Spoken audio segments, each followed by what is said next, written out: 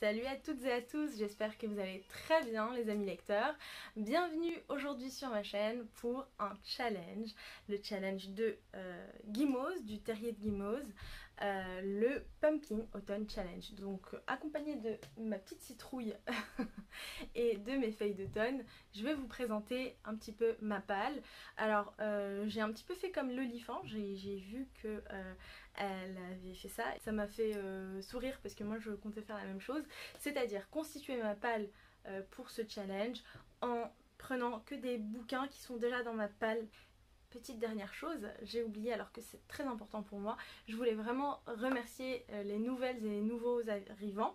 En fait on est tous nouveaux ici puisque moi-même je suis nouvelle, je viens d'ouvrir cette chaîne et je suis trop contente que voilà, vous m'ayez rejoint. J'espère que tout ça va vous plaire et un grand merci à Nina Quill qui a partagé un petit truc sur moi sur Instagram.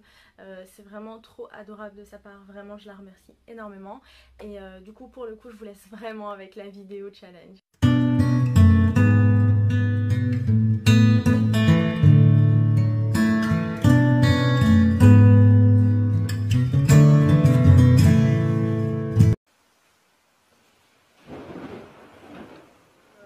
Par le premier menu, un automne frissonnant. La catégorie c'est je suis Médée, vieux crocodile.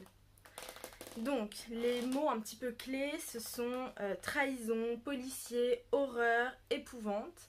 Sauf que moi c'est pas du tout mon genre de prédilection. C'est l'un des genres que je ne lis pas du tout et je suis une petite... comment dire, en tout cas j'ai trop peur pour lire ce genre de choses. Du coup j'ai un petit peu triché. Le premier livre que je vais vous présenter pour cette sous-catégorie c'est L'attaque des titans de Hajime Isayama. Là je l'ai en édition colossale. Il me semble que dans cette édition, je ne sais plus exactement combien, mais il y a plusieurs... c'est un intégral, donc il y a plusieurs tomes, il n'y a pas juste le premier tome, il me semble, si je ne dis pas de bêtises. En fait j'ai déjà regardé plusieurs fois le manga. Il me tenait vraiment à cœur de le lire, j'ai vraiment très envie de le lire, surtout qu'autour de moi plusieurs personnes l'ont lu et ils m'ont dit que c'était vraiment bien aussi en manga. Ça fait longtemps que j'ai envie de reprendre les mangas parce que depuis quelques années je regarde seulement les animés et je ne lis plus les mangas pratiquement. Je lis plus de mangas en fait depuis pas mal d'années et j'ai très envie de reprendre en fait la lecture des mangas et du coup voilà. J'ai choisi en fait celui-là, ce manga, parce que c'est horrible, c'est un peu l'horreur, leur monde. Voilà, c'est pas du policier. Je l'ai mis dedans parce que j'ai vraiment rien qui entre dans cette catégorie. Alors je sais pas si je dois présenter ou pas l'Attaque des Titans parce que je pense que c'est un animé vraiment très connu. Mais il s'agit d'un monde, on peut dire dystopique. Donc l'humanité a été pratiquement exterminée. Il reste seulement quelques humains, enfin seulement. Donc il y a quelques villes qui sont toutes rassemblées dans un endroit et personne n'a le droit de sortir de cet endroit-là. Et en fait, j'ai pas envie de trop vous en dire parce que si vous n'avez ni regardé l'animé ni lu le manga, ça peut être, ça peut très vite vous spoiler, donc je dirai pas plus.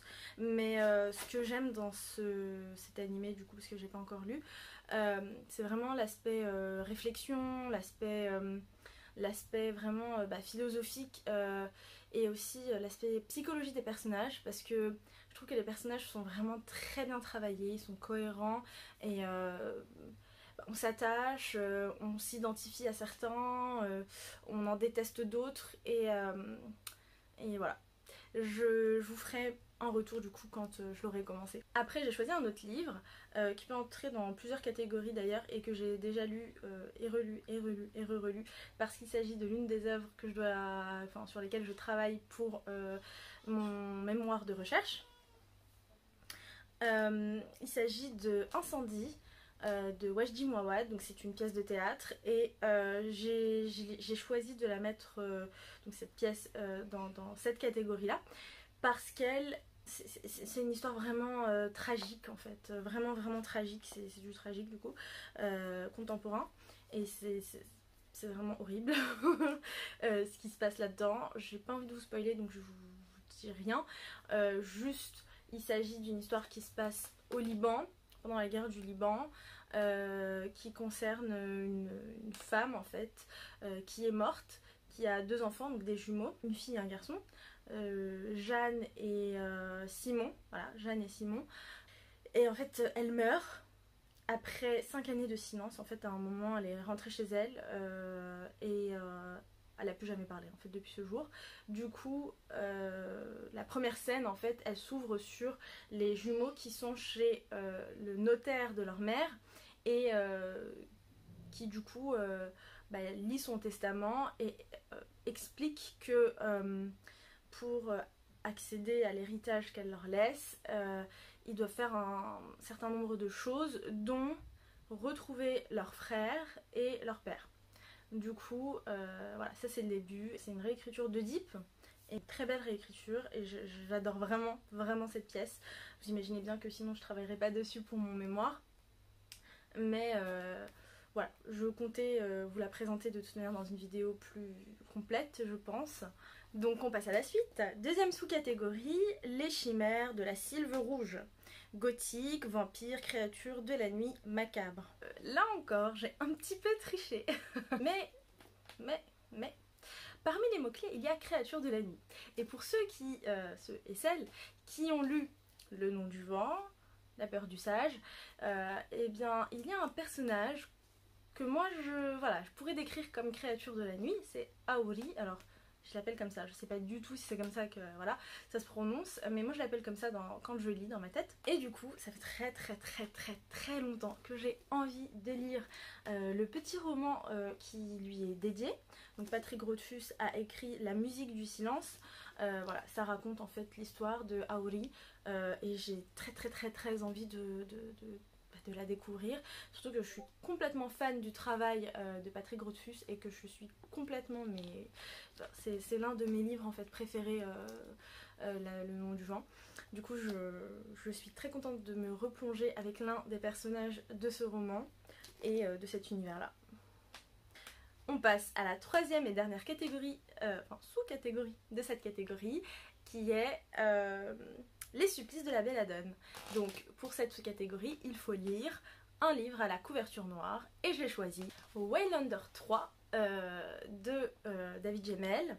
C'est le dernier tome de cette trilogie. Waylander, j'ai déjà lu le 1 et le 2 que j'avais beaucoup aimé, vraiment beaucoup aimé. Et j'avais commencé le 3 et j'avais détesté le début, mais j'ai vraiment envie de finir cette trilogie.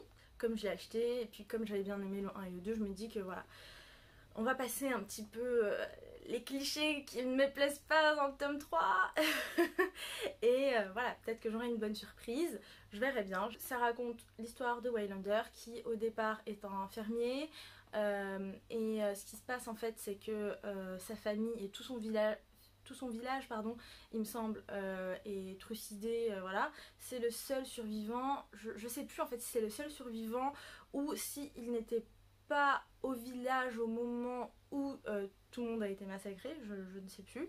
En tout cas, voilà, c'est un rescapé de son village. Et du coup, ce qu'il va faire, en fait, il va avoir une espèce il va avoir une rage qui fait qu'il va complètement changer. Au début, c'était voilà, un fermier, voilà, et en fait, il va devenir un assassin très connu, en fait, un tueur à gages, voilà. Un tueur à gages très connu, et en gros, c'est un personnage assez sombre, assez perturbé même, on pourrait dire, par certains aspects, et on le suit dans ses aventures, pas d'assassin, mais de héros, dans le sens où il vit dans un monde en fait où des empires sont en guerre les uns contre les autres. Il y a des trahisons, etc. Et du coup, lui, il a un destin assez important dans ces empires-là, en fait, et dans la guerre qui oppose ces empires-là. Donc voilà, je verrai bien si le 3 est vraiment une déception ou pas. Esprit, es-tu là? Fantôme, fantôme du passé, histoire du passé, historique, classique. Je l'ai pas noté dans mes notes, mais il me semble que Guimauve parlait de histoire de famille aussi. Du coup c'est pour ça que j'ai mis ce bouquin. Voilà, en fait je voulais essayer de voir si j'arrivais à le lire ou pas, si j'aimais bien ou pas, parce que j'avais essayé, enfin je l'avais commencé et ça me saoulait. Je sais pas pourquoi en fait, peut-être que j'étais pas dans le bon mood, donc je vais re-essayer. C'est Time to Say Goodbye, et il me semble que ça parle de deuil, de famille, etc. Et du coup j'ai envie de le lire parce que cette thématique-là m'intéresse. On verra ce que ça donne. Ensuite, en ce qui concerne encore une fois l'histoire de famille et les fantômes du passé, j'ai envie de relire Toni Morrison, Beloved. Je me souviens plus trop, mais je me sens que c'était un peu sombre.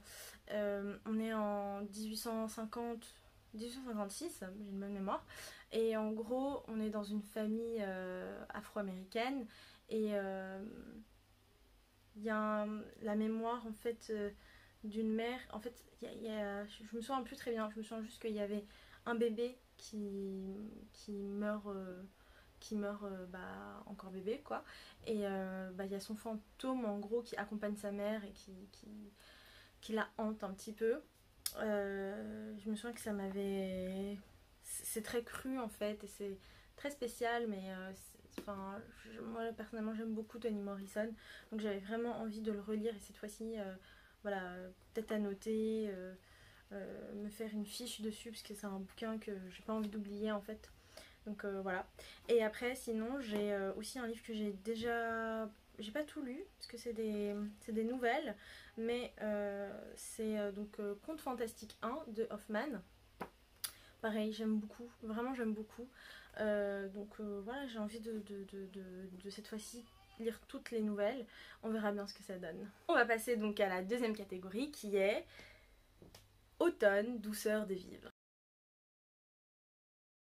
Alors là, j'avoue que j'ai eu plus de facilité à choisir les livres et j'ai pas trop triché normalement. Première sous-catégorie, on est censé lire...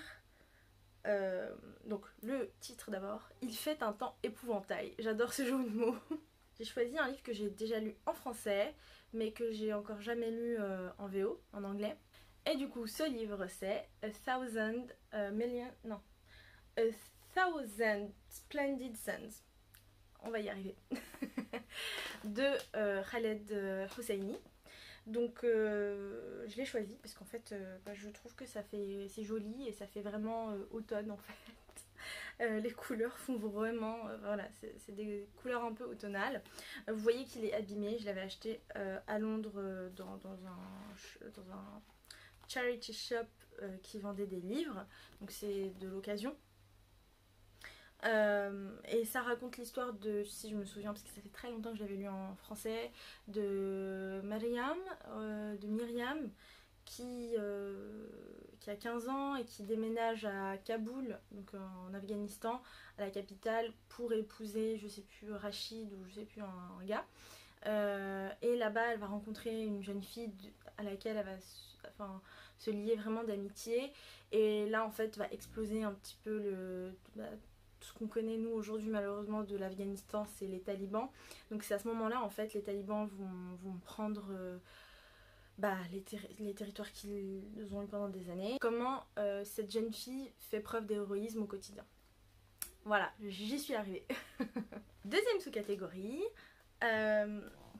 siroter un chocolat chaud à la cannelle sous le saule. Anthropomorphisme, feel good, cocooning, enfance.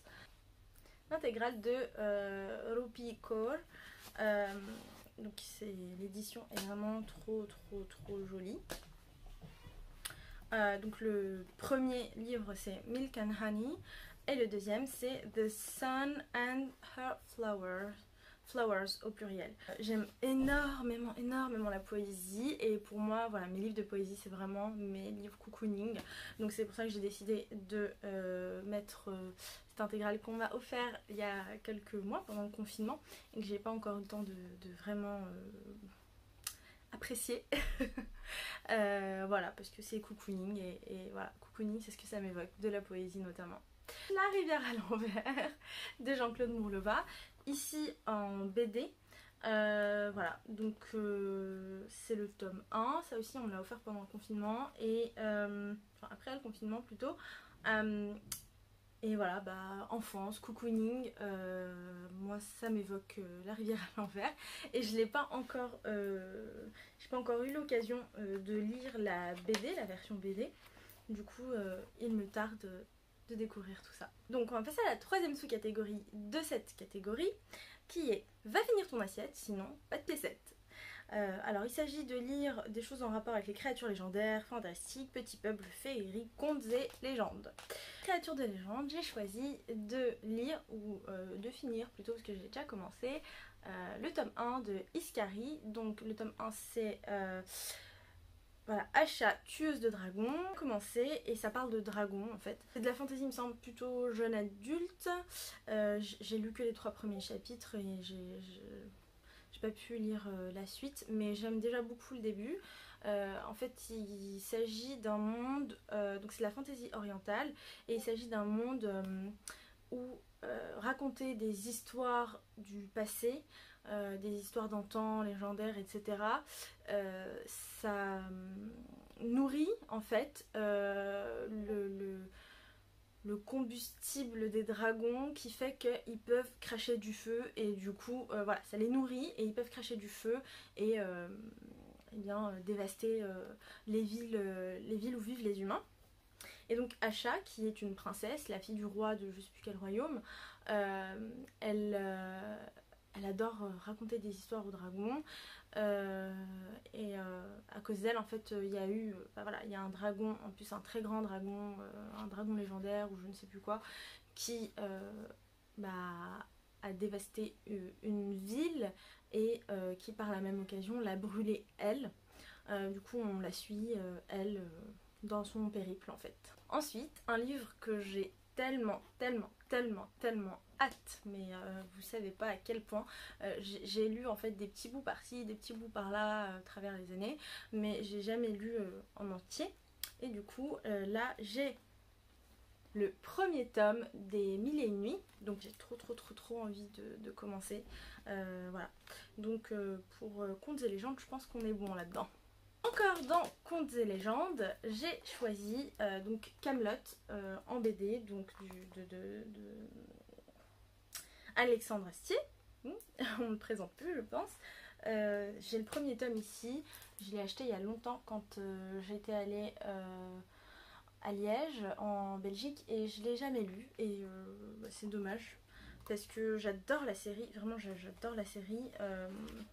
Et voilà, j'aimerais bien découvrir en BD si c'est bien ou pas, surtout que moi je suis pas très BD. Je vous ai présenté là du coup 2 BD et encore une autre BD dans une autre catégorie que je vais vous présenter. J'aimerais bien commencer la BD, enfin recommencer parce que j'en lisais quand j'étais plus jeune et là j'en lis plus du tout et enfin voilà, c'est dommage. Mais du coup voilà, hâte de découvrir ça parce que comme j'aime la série, je pense que voilà, ça va pas faire exception. Et on passe à la dernière sous-catégorie de cette deuxième catégorie qui est A Window to the Past. Donc nostalgie, émotion, sorcière, sorcier, SFFF. Je vais me concentrer sur le SFFF.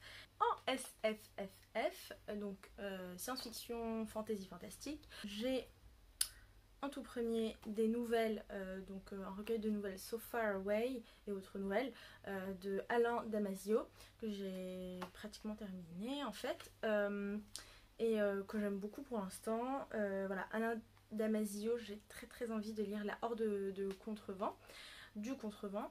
J'avais déjà commencé et puis j'ai lu quelques chapitres et j'y arrivais pas en fait. C'est vraiment en fait, en science-fiction, la science-fiction en tout cas que moi j'ai envie de lire, c'est de la science-fiction un peu difficile je trouve, parce que c'est des gros pavés, et parce que c'est vraiment, je pense qu'il faut être amateur, il faut avoir l'habitude en fait d'en lire pour en lire. Et enfin moi à part vraiment des classiques, c'est-à-dire des classiques de genre il y a des siècles de fantasy, j'ai pas lu de fantasy et de science-fiction pardon. Donc, moi à part des classiques, vraiment des classiques de genre il y a des siècles de science-fiction, j'ai pas lu beaucoup de science-fiction. Justement à cause de ce problème là, donc je m'étais dit que voilà, commencer par un petit ouvrage comme ça, des nouvelles, ce sera plus digeste je pense. J'ai lu aussi un petit peu de Barjavel, mais Barjavel c'est de la science-fiction mais pas au sens où moi je l'entends, c'est de la science-fiction mais de loin en fait, c'est plus de la romance sur fond de science-fiction. Après c'est bien aussi, mais voilà.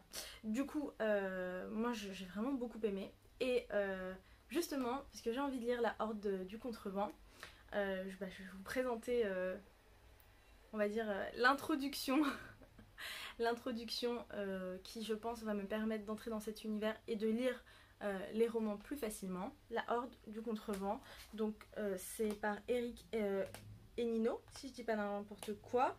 Donc c'est d'après l'œuvre de Alain Damasio. Je me dis que peut-être ce sera plus facile parce que bon voilà c'est beaucoup plus court, parce que La Horde du Contrevent c'est vraiment un très gros pavé.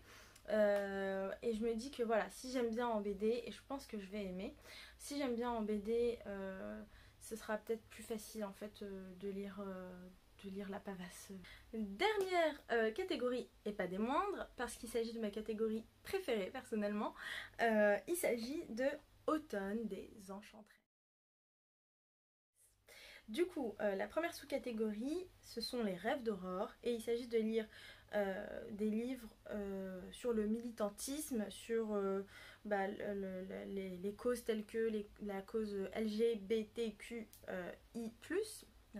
Je vais finir The Hate You Give de Angie Thomas, que j'avais pas lu jusque là, que j'ai décidé de lire pendant le déconfinement au début de l'été. Je l'ai acheté, je l'ai commencé et puis je l'ai oublié chez moi et je suis partie en vacances, donc c'est très pratique pour le lire. Et comme je suis de retour chez moi, et eh bien je vais le terminer parce qu'en plus le début est vraiment bien. Il est rageant, mais il est bien. Deuxième sous-catégorie de cette catégorie des enchanteresses, Sarah Bernard, Monstre sacré.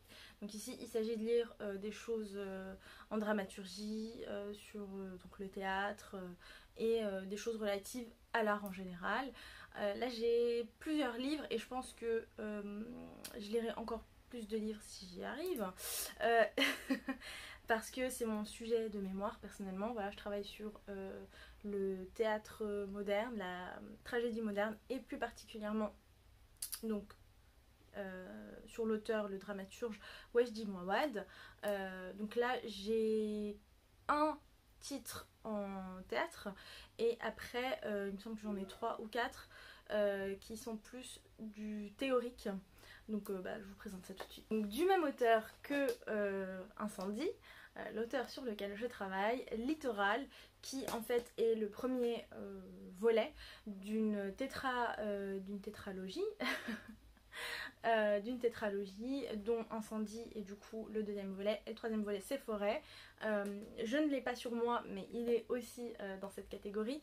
Du coup voilà, c'est du théâtre. Voilà. Je vais aussi relire cette œuvre là et relire Forêt très très rapidement je pense. Ensuite je vous les présente les uns après les autres. Voilà. Donc en premier on a Écrit sur le théâtre pardon, de Roland Barthes, que il me semble j'avais déjà lu ou alors que j'avais au moins feuilleté, voilà, dont j'avais lu des extraits. Bon j'ai rien à dire dessus en fait, je vous en dirai plus je pense si je vous parle de mon mémoire. Donc Poétique du drame moderne. Voilà, et donc ça c'est encore plus théorique parce que c'est de la linguistique.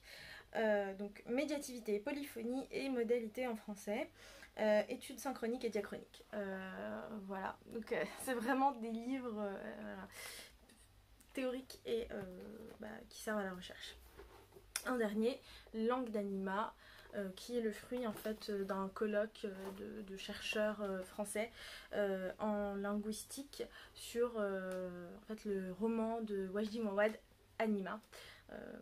Voilà, je lis tout ça pour notamment, pas que mon mémoire.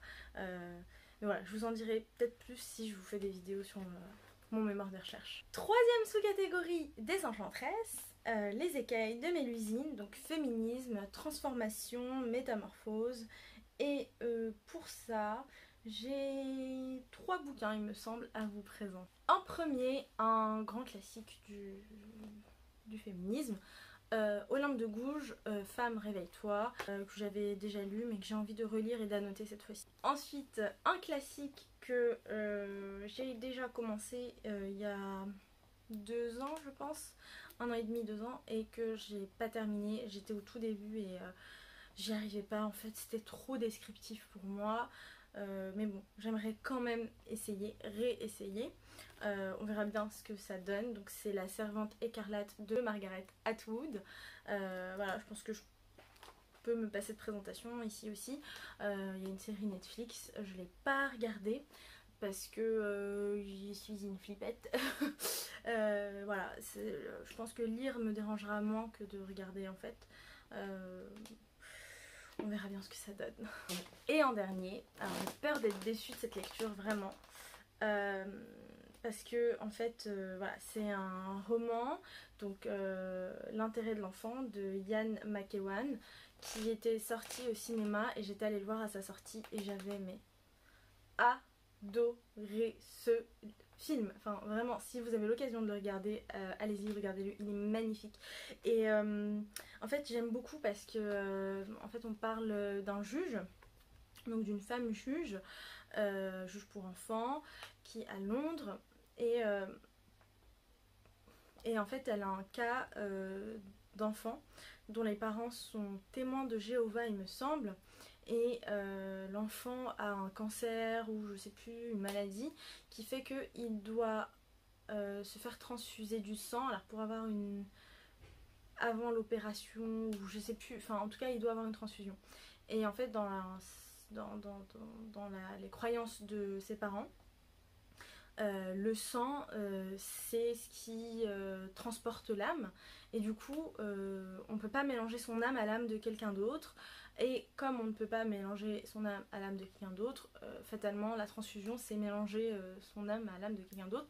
Du coup lui il ne veut pas se faire transfuser et elle doit juger si, parce qu'il a genre 17 ans, 16 ou 17 ans, donc il n'est pas très loin de la majorité non plus, mais elle doit juger de si il prend cette décision vraiment en âme et conscience, en fait, si il est vraiment conscient de son choix et de tout ça, ou est-ce qu'il est influencé par les croyances de ses parents.